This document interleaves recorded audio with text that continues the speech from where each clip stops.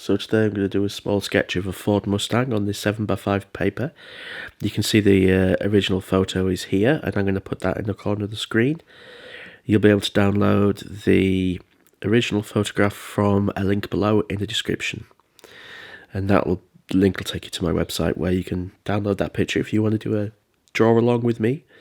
So for this one, I am not going to do pencil lines. I'm just going to go straight in with my Opus 88 fountain pen, and I'm going to just start drawing. Now I know this can seem a little bit scary, but actually once you get used to it and you get your confidence up, it's not too bad.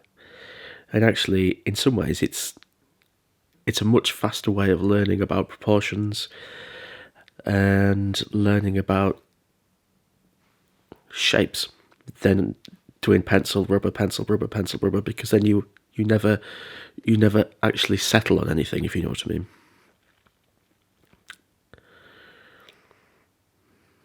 I always remember John Harrison saying as well, one of my favourite artists, saying that one of the good things about using pen straight away is that you learn to correct the mistakes as you go, and that's certainly very true.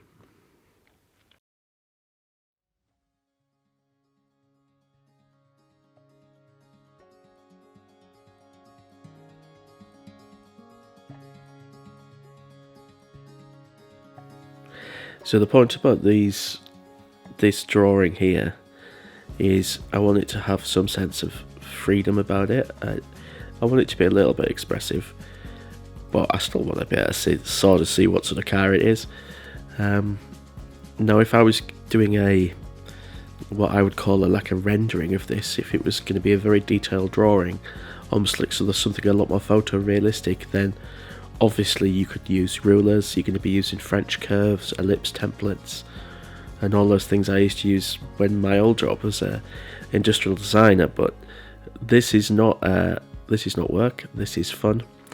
So I think in terms of the visual language, it wants to look like a sketch. It wants to look like my hand. It wants to look like I've drawn it. So that's the difference between sketching and using tools like, circle guides and things.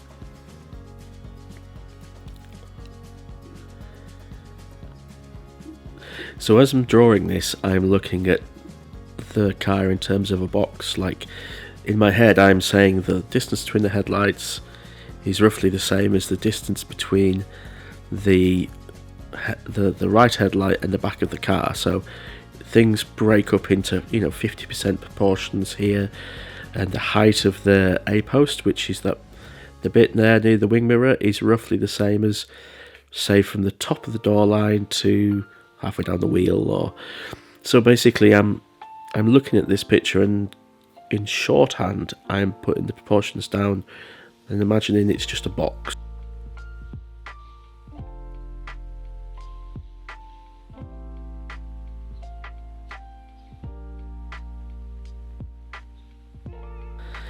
And then what I'm going to do here on this drawing is I'm going to add in some slightly thicker lines to firm up the shapes a little bit, and I think it adds a little bit of fun to the drawing stylistically. And then I'm also going to add in some shadow areas with the fountain pen, which is not something I always do. There you can see I'm just firming up some of the lines around the rear of the car. And then I'll probably add in a little bit of shadow underneath, just to give it a bit of pop and a bit of contrast. Now, the reason why I do this on some pictures and not others is partly because sometimes I'm just playing, but also this car is quite dark coloured, so the shadows are going to have to be even darker. So in this case, it's mainly about value. So what I'm doing is I'm already putting in some of the shadow values.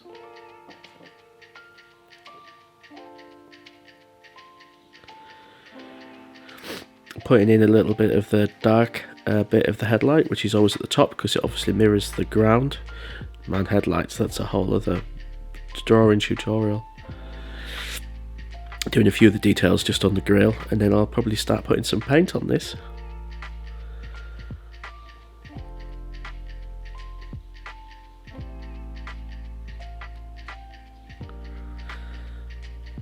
So for the first layer of paint, I'm basically going to be leaving some highlights. And now I'm picking up some Van Dyke Brown and some ultramarine, French ultramarine, and mixing them together to create some greys, but it's not a constant grey because I'm picking up little bits of paint from different places and trying to, you can see it's slightly bluer in some areas, it's slightly greyer and browner in others, which is what I want. And then what I'm going to do is I'm going to leave some areas of highlight. Now one of the main highlights is running along the wing. It's the reflection of the horizon for whatever's on the right hand side of the car there. So I'm going to leave that highlight there. And there's also some little highlights on top of the wheel arches as well that I'll leave there.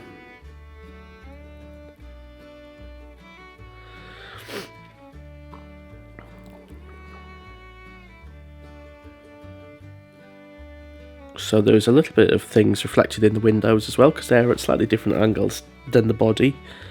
I mean, cars are basically just a big mirror shape, and I'll probably put a tone in at some point just for the glass on the left hand side, so that it reads as glass and not as just a hole, if you know what I mean.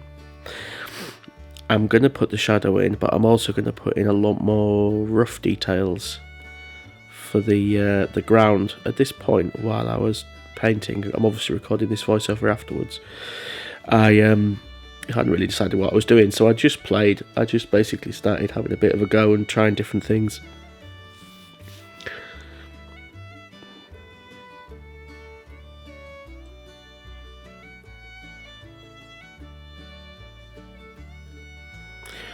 Now, as you can see from the original, the background is actually quite complicated. So what I've done here is I've added the background in terms of shapes, and because I wanted to push the background away and have the car sort of jumping out from the middle of the picture, I haven't put any lines or anything on the background, so it almost looks a tiny bit soft focus. So once I've constructed those shapes and kept it quite random, the next thing to do is to go and probably put in a little bit more background. Now the car, in terms of the sort of the paint on the car, normally if you were doing a very glossy surface like the car, you would do sort of 2 or 3 or 4 different values of colour to get a really reflective finish. But because this is a small sketch, and because it's quite small, in other words physical size, I'm going to keep it quite simple. So the final bit really, and it's the bit I always enjoy, is putting any thicker lines on with a pen, or then putting some highlights on using my my trusty white gel pen.